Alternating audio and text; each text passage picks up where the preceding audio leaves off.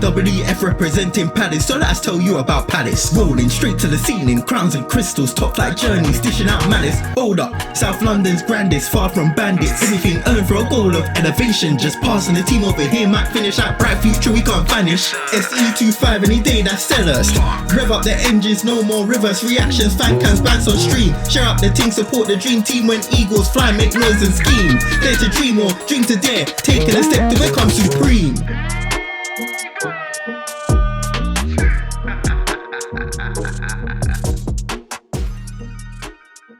Yes guys, welcome back to the final episode of Transfer Weekly. This will be episode 5, and you know, today's the last episode before the deadline day stream. So on Monday next week, on the 3rd, starting at 10:30 until whenever we stop after the transfer window, because the window ends at 11, we will be live and we will be talking about what's happened in the transfer window, what's gone well, what's gone wrong.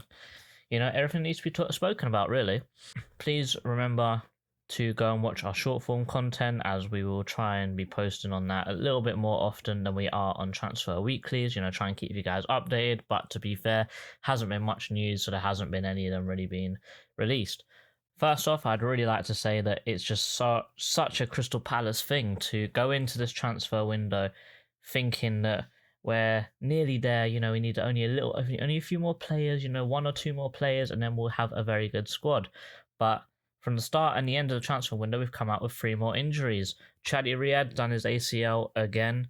Chet Decore is out with a long-term injury to his knee, and Franco Ume, he literally did his first appearance on the bench and played for the under-21s literally on Monday, is injured again.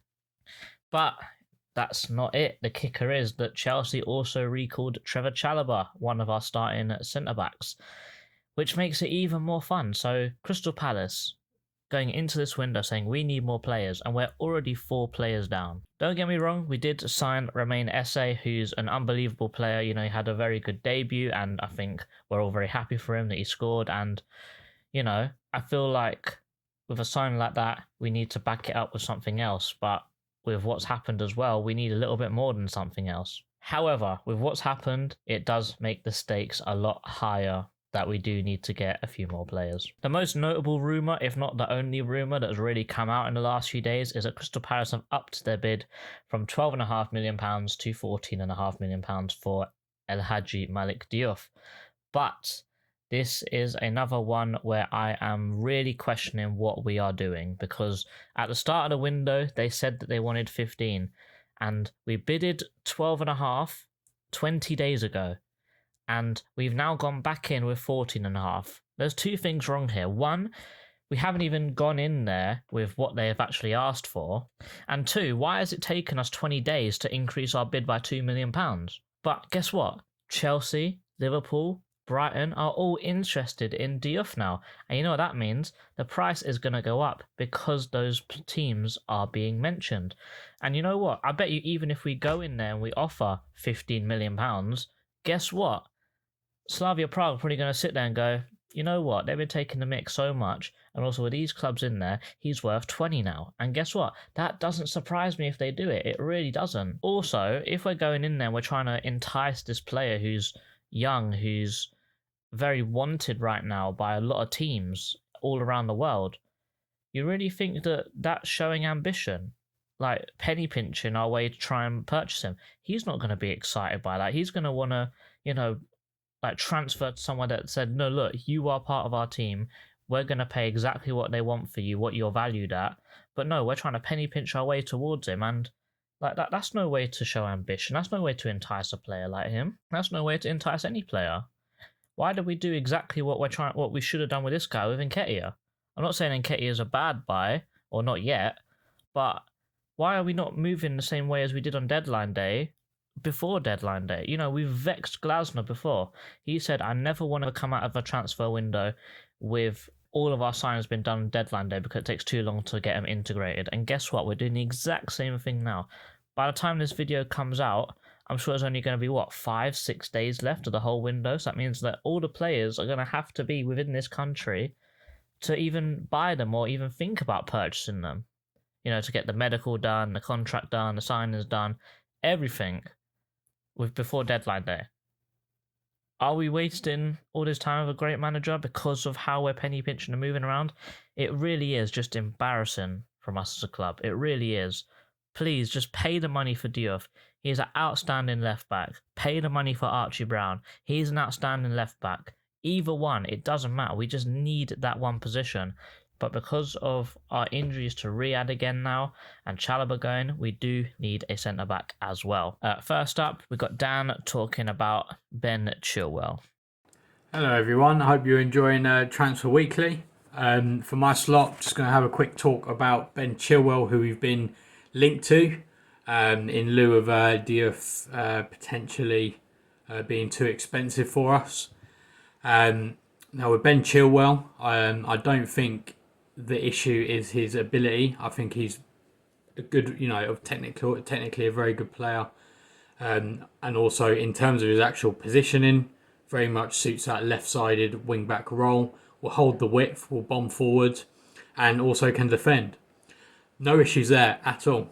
Now, the problem really lies when you start to look at the appearances that he's made over the past couple of years. So this season, he hasn't made any Premier League appearances this season, 0 minutes. Last season, he made 13 appearances with 758 minutes. To be fair, in 22-23, he did make 1,400 minutes, which is 15 appearances. So 15 starts and 23 appearances. Now, obviously, that's not great. If it is Ben Chilwell coming in, then it would suggest to me that Ty Mitchell would firmly be the favourite, or at least there'll definitely be both of them playing, I would say, a relatively equal amount until the end of the season at least. Whether it's maybe Ben Chilwell would start and then Mitchell will finish off the game if we need to defend the lead or so on and so forth. Perhaps the kind of angle that they're going for there. But as I said, it is his injury problems that are the issue. So in 23-24 alone, he had three knee injuries. What they were, I don't know. It just says knee problems on Transfermarkt, which are a cumulative total of about 9 games missed for Chelsea in the 23-24 season. In addition to that, he also missed 23 games with a hamstring injury. So actually how he managed to rack up that many minutes is quite impressive, really. But it's plain to see there. And even since within the last 12 months, he has had 12.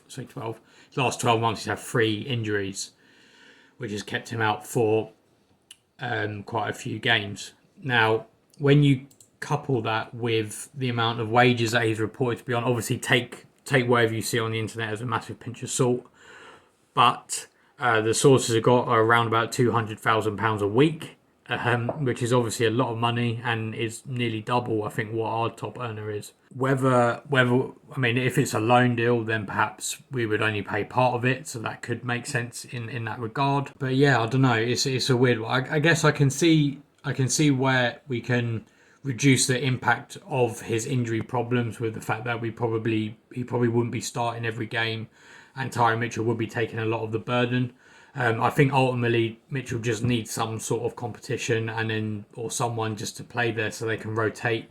And then Mitchell's training isn't just recovery every single time. So I can see it. Obviously, I would prefer something a bit more long term. Ben Chilwell isn't a bad player at all. As I said, for me, it's just his injuries. Anyways, enjoy the rest of the video. And if you haven't watched any of the others, please do, because these videos are excellent and JC puts in a lot of work into these. Anyways, thanks for watching and have a good day. Cheers, mate. Yeah, Ben Chilwell, good player, too many injuries, and also I really wouldn't deal with Chelsea again after what they did with Chalobah and what they did with Conor Gallagher and what they tried to do with Michael Olise. I really wouldn't deal with those guys again. But next up, we have Rich. Big up, JC. Thanks again for allowing me to contribute to another episode of Transfer Weekly. Right, let's get into it. Now, obviously, Trevor Chalobah has gone back to Chelsea, and we've also just recently heard about the injury to Chadi Riyadh. Hopefully it's not a long one, not a long, serious one. Centre-back might be a position where we might have to look at in the upcoming days of the transfer window. Obviously, we know there's not long to go. The window closes at the beginning of Feb, and I think we're light in that department, which brings me to Caleb Okoli. Now, the 23-year-old Italian international only recently signed for Leicester City. He signed last summer in a £13 million deal from Serie A side Atalanta. His deal at the moment stands at being a 5-year deal, which will see him at the club at Leicester City until 2029. However, there are various reports saying that he could already be on his way out of the club. Now, obviously, he was signed by Steve Cooper and he made regular appearances for Leicester City. But ever since Ruud van Nistelrooy's come in, Okoli's minutes have obviously diminished. And what these reports are saying is that he's got up to a little bust-up with Ruud van Nistelrooy, allegedly saying that his boots are causing him to slip a lot, and this has caused an argument. Now, Okoli himself has taken to social media and he's rubbished these, saying this is fake news.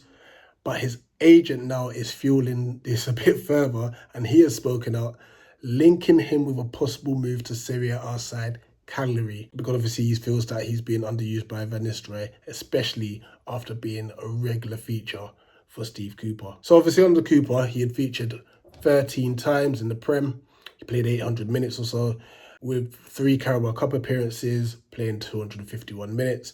So you can obviously see how much he played when Steve Cooper was the manager. Now, I can remember a game against Palace where I think he played very, very well, at Selhurst Park, very comfortable on the ball, and a lot of progressive passes. And that brings me on to some of his main attributes.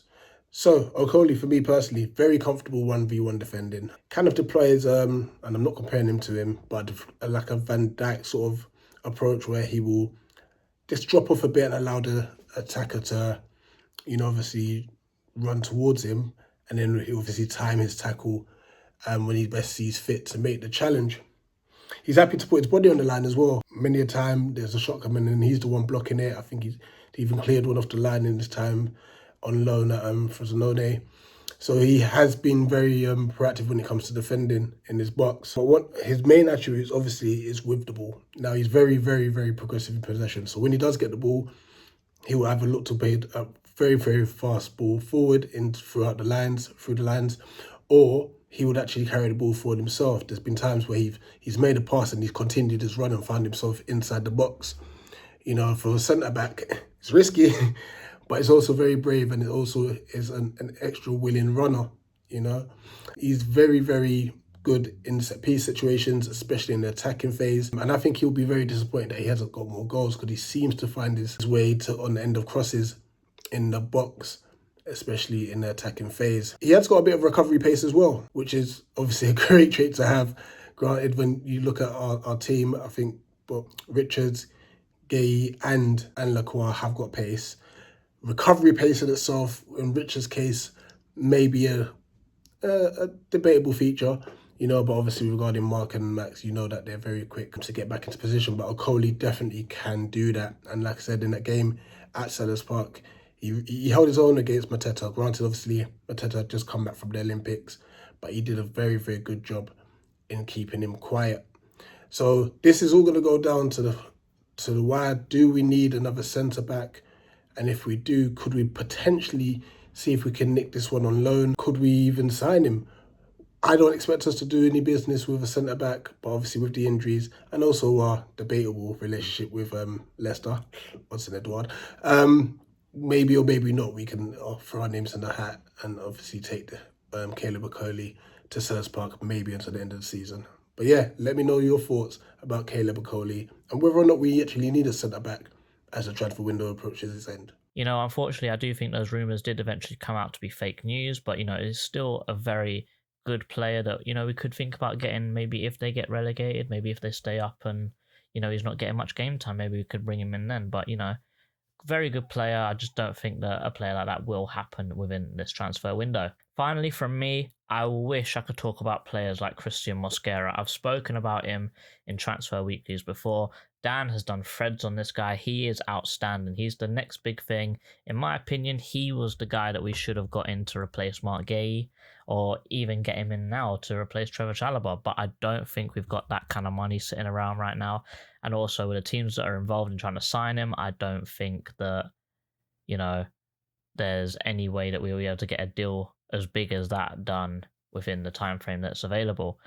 But in the time frame that's available, I have found a player that I don't think he's amazing, but I feel like he would do a job if Chris Richards was to get injured. This player is Teden Mengi. He's an English centre-back that is currently 22 years old and is playing at Luton in the Championship. He is a very young player. He has played in the Premier League with Luton before. He was quite a good player at Luton, to be fair to him. And, one of the standout players in their team and probably one of their main contributors to them not getting battered every week within the Premier League, actually staying in games and, fighting to stay in the league. His contract runs out in June 2025, which means he only has 6 months left on his deal, and he's on quite high wages there. Also, because of his contract only being 6 months long, I'm sure that they're going to accept a cut price because he's earning a lot of money. And if they wait until the end of the season, and they are 23rd in the league, so I'm not saying that they're going to go down, but there's probably a good chance that they would, they're going to let him go for free anyway. So I'm sure if you chuck a little bit of money at them, I'm sure that they'll be almost forced to accept it. And remember, he's already in the country. He's English. Luton's not too far away. And I don't think he's that bad of a player. I do feel like he will come into a team and do a job.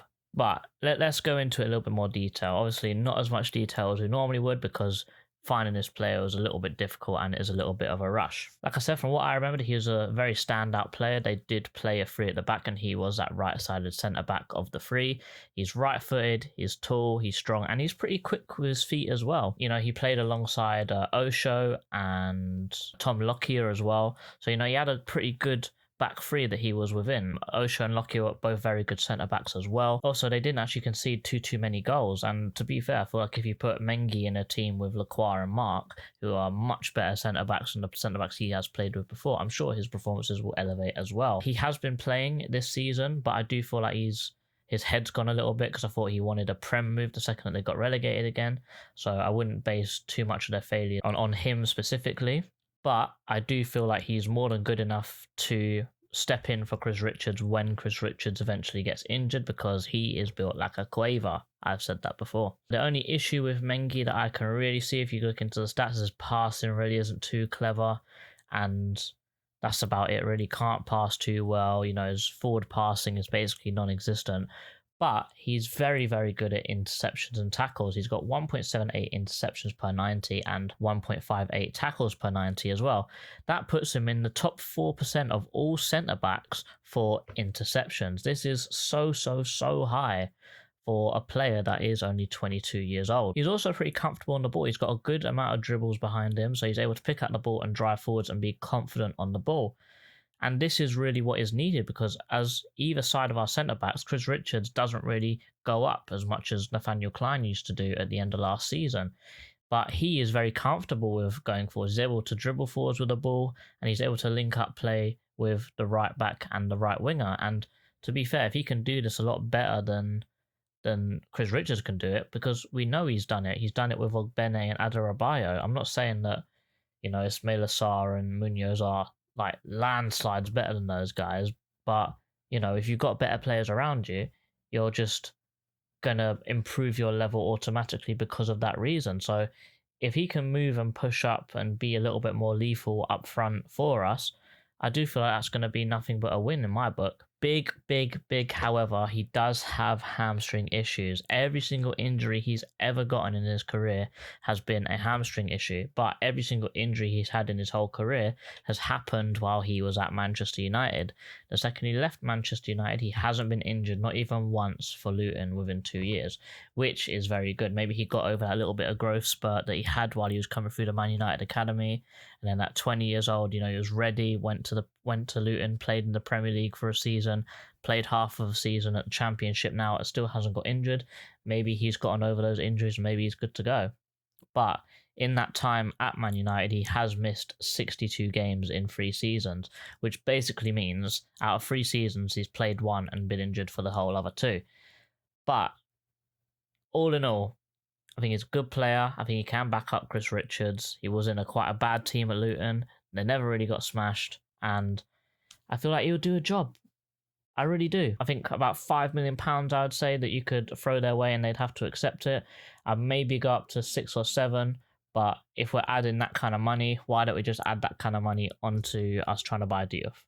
That's all I'm saying. But put your thoughts in the comments below. Is this a good option? Out of the options today, who is more doable? Or, would you rather put all the money that we're talking about in a centre-back today, just put that more to Diouf and then just ride out to the end of the season and use Lerma as a backup centre-back? Let me know in the comments below. Guys, thank you for watching. Like I said, I would love to be talking about Mosquera because he's an amazing player, but obviously we don't have the funds for that. But put in the comments below, what should we do? Are you happy with this transfer window so far? What do you want us to talk about in the deadline day stream? And guys, thanks for watching. Don't forget about Monday at 10:30 p.m. And as always, up the Palace. Eagles!